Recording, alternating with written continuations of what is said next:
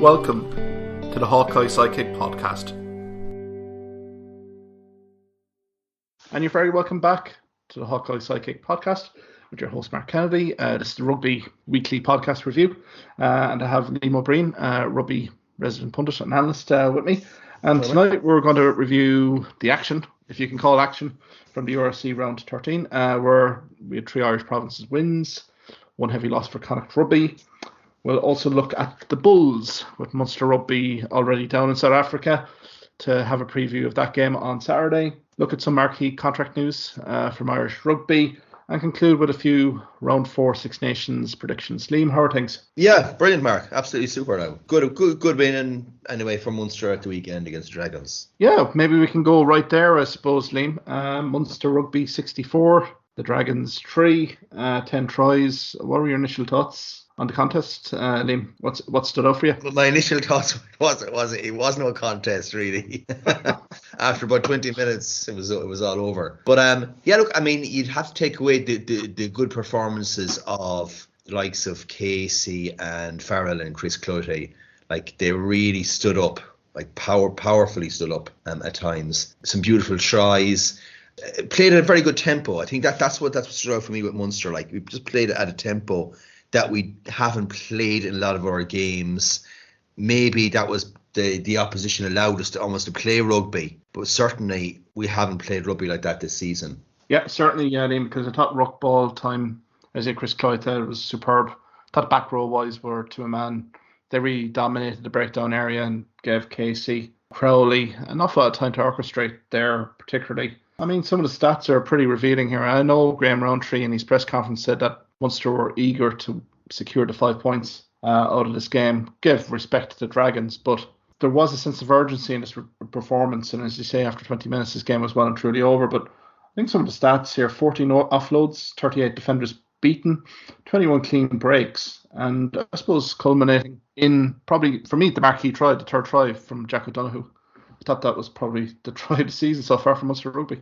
Yeah, sensational stuff. And, you know, when you see the likes of Farrell and Haley, like, you know, running so well, and yeah, Jack O'Donoghue, he's always there, isn't he? He's almost, his game is getting more complete with each passing season, and he again has been with the pick of the back rows this season. But for me, actually, funny enough, the try that stood out was the one after half time, the Casey quick tap to Zebo, you know. Yes, yeah. Because for me, the way it stands out is the contrast with Murray. That, like, now Casey is definitely really putting the pressure on him, like, you know, as a real live option as well. And it's almost as if, you know, Casey can dictate that quick tempo. And it's surprise when the halfbacks dictate the tempo, then usually that's how you can play at that level, you know. Like, he had a stellar game, Casey, from minute 1. Was so prominent, so involved, you know, the 2 early tries. But as you say, if you give this guy a quick ruck ball, I mean, there's no better player, a scrum half in this country, than Craig Casey to really create your attacking with some speedy distribution off the ruck. I suppose, are we kind of a Murray-Casey camp? Sort of. It's probably a nice selection poser here for Johan van Graan, Graham Rowntree and Stephen Larkham probably heading into that extra chief games, because, I mean, in Conor Murray's defence, has had precious little game time, but Casey, when he's been provided the cameos, has really impressed. So I'm going to be very fascinated here, Liam, in terms of what Van Graan does, particularly in the 2-legged affair against Exeter Chiefs in a few weeks' time. Yeah, I mean, the bench, it's very funny. The Munster bench will be quite strong, actually, even if you were to just look, Casey as an impact player, Hodnett, Kendellen, I won't mention Jenkins really, but yeah, those guys coming in are going to make serious impact off the bench anyway. Yeah, and I mean, we're looking for this going in. Again, essentially now Munster are into the business end of the season. Their schedule is really dictating it. These are no more give me games. You could maybe argue maybe Benetton Rugby in a few weeks is, but apart from that, the schedule is absolutely stacked. The teams that they're facing now are real marquee elite teams, and to be perfectly fair for Van Graan, he's looking for guys to really be pushing for the 23-man squad and even get into the starting 15.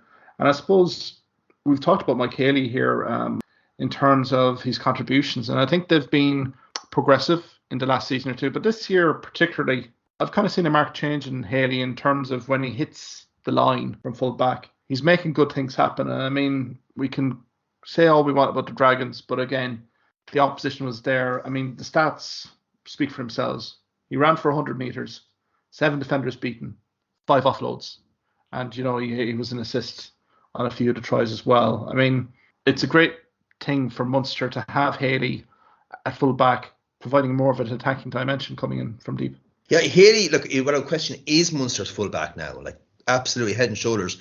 And what I have to say in his defence actually is, it wasn't just the Dragons game. He's actually been all season huge yardage, huge meters made, and been involved in creating tries. So this has been right the way through for him, as opposed to some of the other backline players. He's been consistently good right the way through the season. I mean, I don't know what we can say to the Dragons, Dean Ryan and his coaching staff after that. That was a complete horror show. I suppose after about 30 minutes, they wanted the whistle probably to blow. My thoughts immediately turned to JJ Hanrahan after his decision to switch to the Dragons next season. God, I hope he didn't watch that match, because like there was line breaks, there was defensive misreads, they were just completely and utterly comprehensively beaten. And if he does, like, he is joining there next season, but this looks like a long-term project here for Hanrahan. I'm just worried for the player in terms of signing for a club of this magnitude. Really, it just doesn't fit, I don't think. Yeah, no. What I struggled to think about was, did Dragons actually make it past the 22 in the entire game? Like, genuinely, I actually can't think of a moment they did, really. So that's quite bad. There might have been once where they got a kick to the corner, maybe, for line out, but that's all I can think of. In open play, they offered absolutely nothing. But, you know, I mean, you can only play what's up against you, and it's good form going to South Africa. You know, they kind of almost opened up in their play. Exactly, and they will have to do that at certain stages, particularly against the Bulls and also the Lions in the next few weekends, and we will preview that in the next few minutes. I suppose, Liam, the other marquee story, I mean, Leinster put 61 points past Benetton Rugby in Italy. Ulster, but Robert Ballacone, James Hume, Nick Timoney dominant in a 48-12 win against Cardiff Blues, where Dia Young described that as the worst performance since he's taken over as Cardiff Blues head coach. But I suppose the marquee headline from an Irish province perspective is what happened in Edinburgh on Friday night. After about 25 minutes here, Connacht were 8-0 up and looked to be well in the game. And then thereafter, 56 points unanswered from Edinburgh. Liam, I know you watched the game along with myself. How do Connacht rebound from a result like that? It's hard to see, isn't it? Like, it really is. I mean, I know it was away from home, you know, against Edinburgh, but like, it puts Munster's performance against Edinburgh, where we got a 4-try bonus point win, into perspective, you know. So, but look, I mean, sometimes, look, Edinburgh, when they get quick ruck ball, in terms of, I thought just Connacht were blown away in terms of the back row as well, I have to say. I thought they were blown a bit. No real control whatsoever in the half-back line either, I must say. Yeah, because it was a good start. I mean, Sullivan scores a great try. It's 8-0. There is also a yellow card to the Edinburgh number 8 for a high enough hit. But then I think it's a defensive nightmare. Liam, from start to finish, there's a few misreads. Now, if you're coming out of the defensive line, you need to be doing something. And unfortunately for the likes of Caelan Blade, I think also Sammy Arnold as well, there's one or two of them that were absolutely caught rotten in terms of defensive line. And no better team than Edinburgh to spot a clean line break. I mean, during I'm going to call it, like, for the last 50 minutes, they had 13 clean breaks. I mean, Blair Kinghorn at 10 seemed to go into a different level, different gear, orchestrate an awful lot in terms of his passing and attacking moves. And as you say, Buffelli was phenomenal.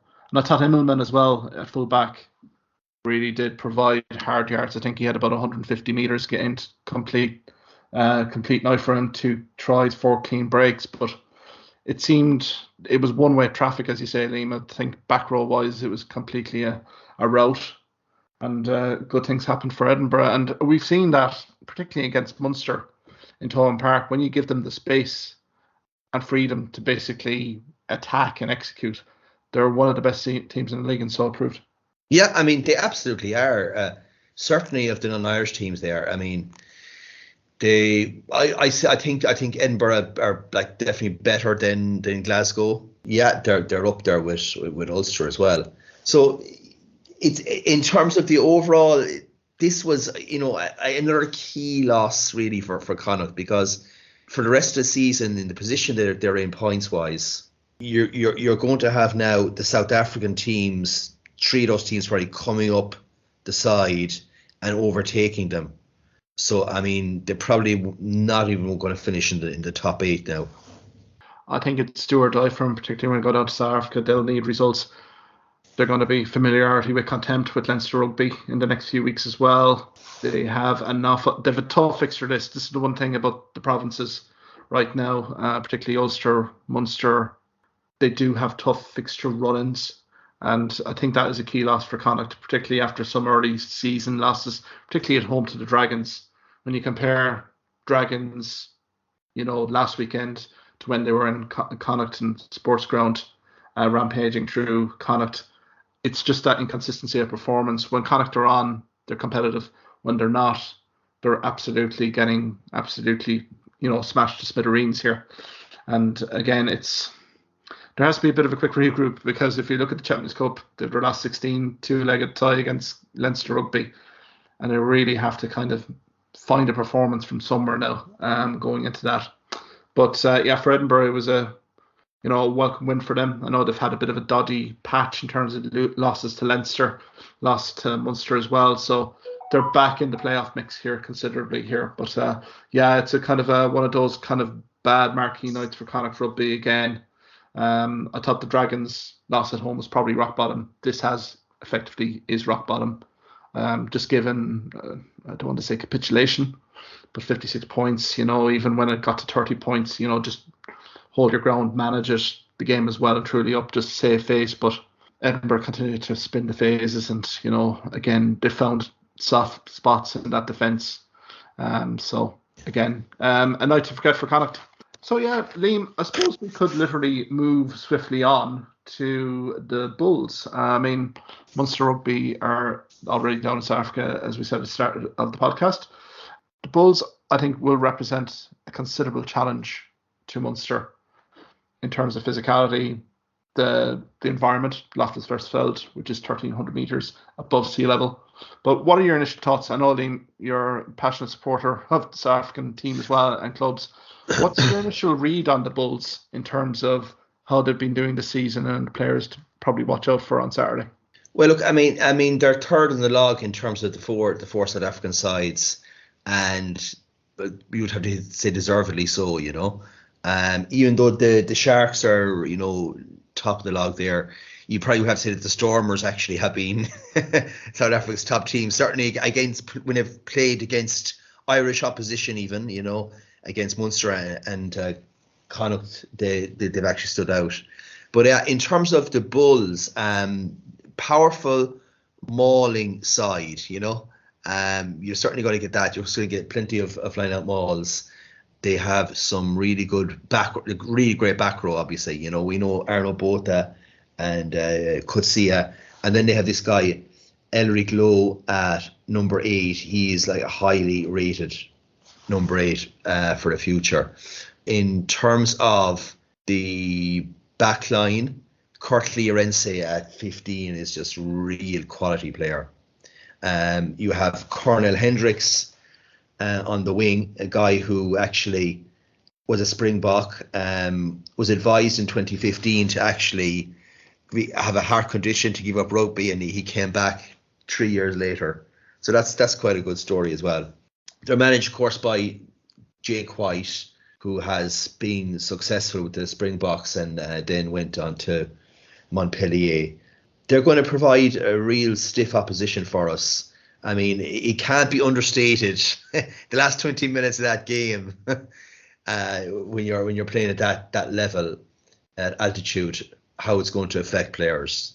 I think for the squad that Munster Rugby have, I think this will be a baptism of fire for quite a few of them in terms of the brand of rugby which they are going to face in the next 2 weekends, and particularly playing above sea level. It's a different level of game in terms of your intensity, the physicality, and also kind of, your kicking game has to be so spot on here, just given the way the ball will travel miles and miles. I mean, kind of going back to the Bulls, I did have a good look at the Zebri Rugby game. Now, you can argue here, podcast viewers, that it was Zebri Rugby last weekend, but I think it probably shows a pattern of play here that we're going to see on Saturday. And I mean, they won 45-7. They had a very slow start, Liam. Again, Zebri opened scoring with a lovely work try. Their pack had one of the rare success mauls, and they created line space outside for their out half to get in under the post. Now, from then on, it was all Bulls. And as you rightly say, Liam, pack platform paramount. The maul started to dominate. Grobbelaar looks an absolute powerful unit, a beast of a man in terms of he got the ball rolling with the first Bulls try. Arenze, as you said, my God, he's a super player. He's line speed, just his clean breaks during the game were nothing short and phenomenal. Same with Mapu as well. Again, Kutse was linking play effortlessly between the pack and the forwards and the backs seamlessly. Again, they warranted a task here and had Zebri under the pump in the third quarter and didn't let go, essentially. They had 6 tries, I believe, during the game. And Chris Smith looks a very able number 10 as well. I don't know if Morning Stain will be back for the game on Saturday, Liam. But again, Chris Smith did provide an awful lot of good moments here in attacking play. And also his kicking seemed to be outstanding as well. Yeah, he certainly seems like a player for the future. Yeah, Morning Stain, of course, was sent off. And that's why he wasn't available the last 2 games. So yeah, he will be likely in the squad, all right, for Saturday in the mix. And I mean this guy, Morning Stain, he can kick from anywhere. Phenomenal goal kicker. I suppose ask Warren Gatland all about that. yeah, he won't forget that. But yeah, I think it'll be a fascinating watch because I think United Rugby Championship, being the fledgling league that it is, after the weekend that we've just had, which have had an awful lot of cricket scores, I'm hoping that Munster can turn up and be competitive. This is a new fledgling market for the league. And if the South African fans can see a very competitive game, see Munster in a good light, positive light here, there's no reason that South African fans will basically row behind this competition. And as you say, Liam, as the season progresses now, the South African teams are effectively at home now. So you would expect an awful lot of home wins here against teams that will be travelling down to South Africa.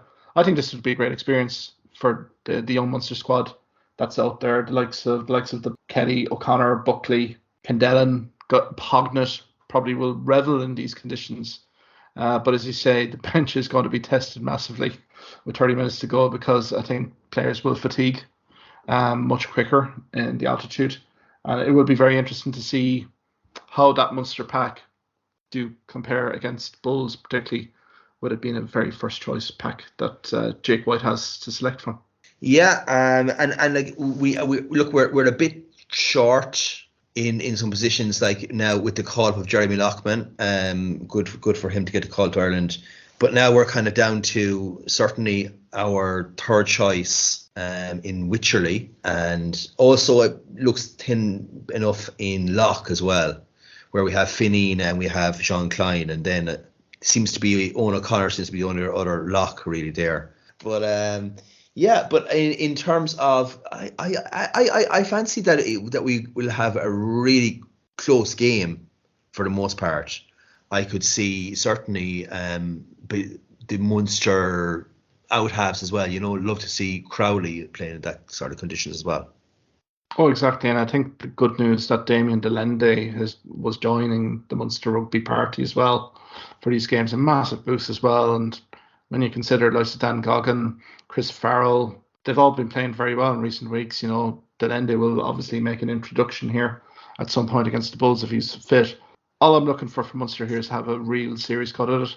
And I think with some of the back row options that we have here, Liam, I think breakdown work could be a pretty fascinating watch, particularly with likes of Kutza and Botha there. They're very experienced guys, but the young guns like Hodnett, Dillon, as you say, Chris Cloyta is probably going to be there in some shape or form.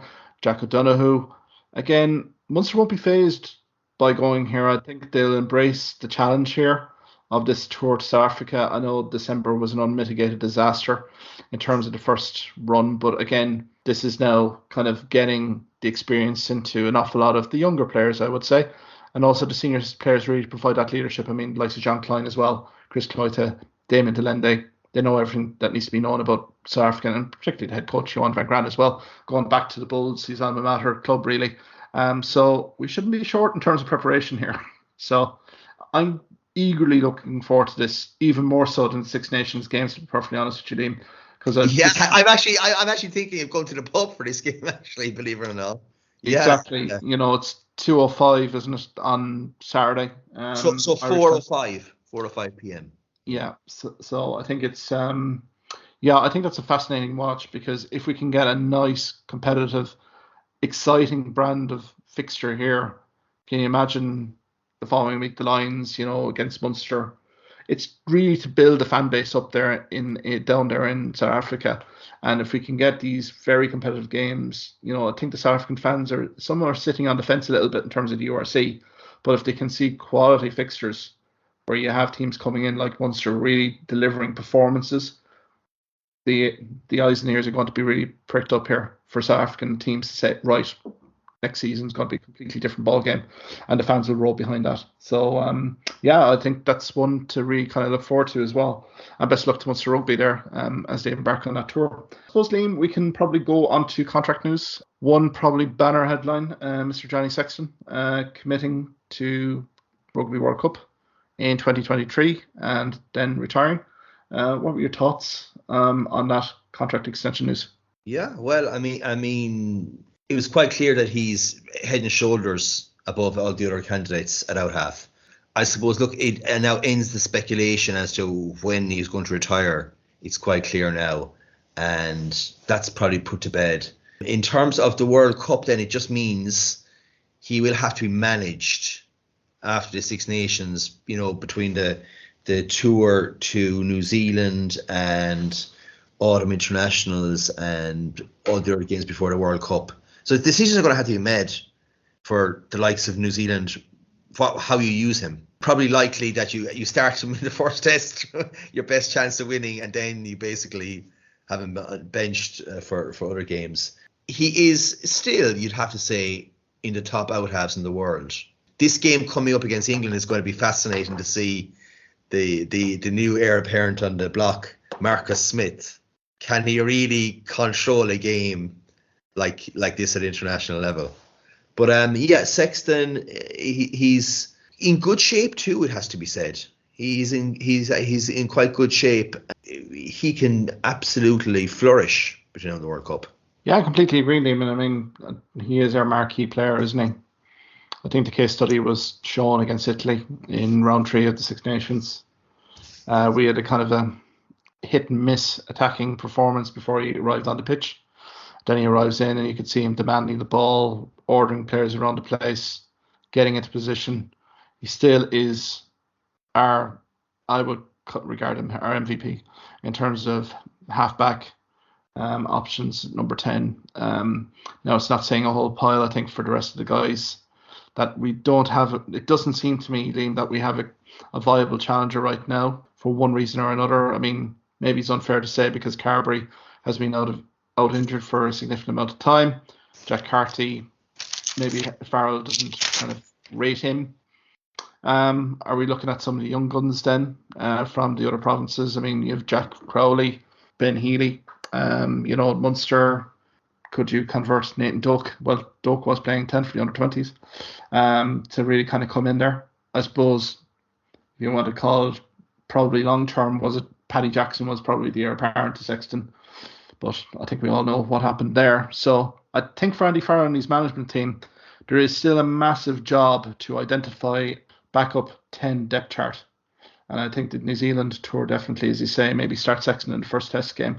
But he's going to have to give an opportunity to guys that they think are within the fringes or look to be the successor to Sexton after 2023. Yeah, I don't know your thoughts there, Liam, just in terms of our 10 depth chart at the moment. Is there anyone there that's not in the squad that should be really kind of looking at right now? I mean, you could possibly look at Kieran Frawley, who's just a genuinely good footballer, you know. Yeah. And then in terms of the next option, then is certainly the Munster guys. And I know it might be like a meteoric promotion, but I mean I think they're capable of definitely of doing it. What I'd be thinking of, if we just pretty much accept that Sexton is he actually needs a quick 9. No offense to Murray, but he really does need a kind of a Casey or even a Doak alongside him. I would even think in terms of keeping the opposition honest as well, having a kind of good ball playing 12 as well could be an option as well in certain games as well. Yeah, I certainly agree. I think probably Ross and Harry Byrne probably come into the mix as well, don't they, in terms of the 10 battle as well, which will be an intriguing match as well. But I don't think this is a get-out card for Irish management right now in terms of the 10 situation. They still have to plan for life without Sexton. And in fairness to Sexton, he's now provided or committed now to October 2023 at least anyway. So we do still have, dare I say, 18 months still left on that. But it will be an interesting watch in terms of the Ireland management and how the game manage Sexton now, given he is going to retire after the World Cup 2023. They're going to be looking for that guy to really kind of come in and be the successor. So that could be a fascinating watch, particularly when we get to the Autumn International Series, particularly when we get into the next Six Nations in 2023. But again, Sexton does seem to be head and shoulders above anything right now, and I think it's been great news for the Irish rugby team and Irish supporters. Moving on swiftly along, Liam, in terms of contract news, Connacht have had a decent few weeks in terms of acquisitions. Josh Murphy from Leinster Rugby was probably a standout, but now there's a few key renewals of likes of John Porch, Jared Butler, Matt Burke, Tom Daly, but also Peter Dooley's capture today for next season significantly increases that depth chart, particularly in the front row area. What were your thoughts? Yeah, Peter Dooley and Adam Byrne. Peter Dooley, is over 100, if I'm right, 100 caps for Leinster, yeah? And he's actually rated by a lot of people as better than Byrne, who's been kept on, as as one of the backup props at Leinster. So I think that's a smashing bit of business altogether, actually. Yeah, I remember Dooley in an AIL final against Cork Con, where he absolutely ruled the roost, man of the match award. And I thought, the sky's the limit with this guy, and it just never has happened from a Leinster perspective. Now, granted, the front row depth chart in Leinster is phenomenal, but still, I would have thought that the Byrne native would have gotten a bit more of crack at the whip in there. So I have to applaud him. It would be easy to stay around on a winning camp, winning team. He's looking to progress his career. And again, Connacht Rugby has that brand of rugby, which I think will attract an awful lot of players to the province. And I know the Adam Byrne kind of signing, I think Bernard Jackman had kind of let that out of the bag maybe a few days ago. I haven't really seen anything official there, but that's another significant acquisition if they can get that, just to basically boost the squad depth and really push on the competition and standards in the team really. And I think the John Porch one, he's a very popular player within sports grounds here, and it's great to see him committing to at least another season with Connacht. Leinster have been doing a little bit of business as well, likes of Osborne, Foley, McCarthy, Deeney, and also just been a whole host of player renewals as well, likes of Deegan, Hugo Keenan. Again, the young base of the squad here that's going to lead this province for years to come. I mean, it's a very solid foundation that they're building on the back of the news that Mick Dawson, the CEO for Leinster, is set to retire at the end of the season. But again, solid foundations there, Liam, for more domination from Leinster. Yeah. I mean, unlike other teams like the Kilkennys and the Dubs, Leinster really do look like they have the production line going into the next decade, Look, it's up to everyone else to try and get up to that standards. And it is good to have a team at that standard, And also you have to say that at an international level, you will often find that a star club side is pretty much the backbone of the international team. Again, it's that time of year where locking down, particularly the young prospects or the guys that are really stepped up in the last season or two, their young age profile, early 20s, mid 20s, to get them to basically commit long term. I think it's a testament to Leinster Rugby, again, their foresight in terms of their long term strategy. It's all good there. Munster Rugby, then, there has been a few kind of contract news. Patterson, Kelly, O'Connor, Buckley and Kendellen all getting kind of contract extensions here. What were your thoughts there, Liam? Yeah, well, I mean, what stands out for me is definitely Scott Buckley. Yeah. I think he really is a prospect to be starting for Munster next season. That's how good I rate him. Kendellen, another phenomenal talent for in the back row. Patterson, really like the way he plays the game as well. And then, of course, Matt Gallagher actually is going the other way. Matt Gallagher is going to Bath Rugby. Yes, the first of hopefully not many joining Johan van Graan at Bath Rugby next season. I suppose no real surprise. I mean, his initial cameos look promising, but he has been blighted by injury, it would be fair to say here, Liam, unfortunately.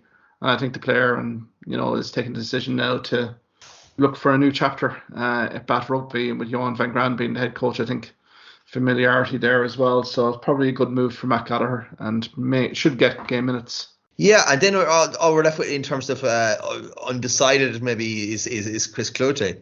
So that's interesting, He suddenly reminded us in that game of what having an actual 7 is, because we have a lot of kind of 6s and 8s in Munster. Yeah, and particularly this time of year as well, Liam, and we're going to see it in full effect here, particularly down in South Africa. The fast track conditions, dry pitches, the game's going to considerably speed up, and it's pivotal to have a marquee 7 in your side really to provide that breakdown work that you need to win and create turnover ball. So I think we'll see that in full effect. Now I'd expect maybe a decision or a news release on Chris Cloete after the Lions fixture, and that would be kind of maybe a week to 2 weeks out from the Exeter Chiefs game. But we haven't heard anything about Damien Delende here as well, which I wonder when that will be released. We've heard various other cameos in terms of other players and coming and going. Swiftly on from the contract news in the next 2 weeks, 3 weeks, may get a few predictions from you, Liam. On in terms of the Six Nations round 4. We start on Friday night with Wales entertaining Grand Slam hopefuls France, England entertaining Ireland, and Italy hosting Scotland in Rome. I suppose, Liam, what's your verdict on those matches? Yeah, well, I suppose, Wales, France. That's quite fascinating, actually. So it's always probably, to me, one of the most open games in the championship every year. And it's definitely like a potential banana skin for France going to play Wales the weekend. More so than, funny enough, than actually finish it up at home to England, in my view. Yeah, Wales, maybe they'll have some of their guys back, some of the older players back for that game. But France, France, I still think France could get maybe a bonus point win even, I can see them getting the 4 tries in that game. Yeah, I think it's a fascinating one because we've kind of said in this podcast in recent weeks, there is that banana skin game, isn't there, for France? And I think, as you say here, Liam, minds will be focused on the job next weekend in Paris against England. No shortage of motivation there. But yeah, it's just a formidable side that France are now building here ahead of the World Cup next year. And we've commented in terms of Scotland being a bit defensively porous. But let's be brutally honest about it. France were in the mood from minute 1 last week. And they really did kind of secure that bonus point win in Murrayfield. And I suppose the big news there is Antoine Dupont is deemed fit enough to be named in the starting 15, which is good. Now, Damien Penaud who we've been raving about, is being left out and missing out due to a COVID-19 positive test. But again, this team is stacked, is absolutely stacked with quality.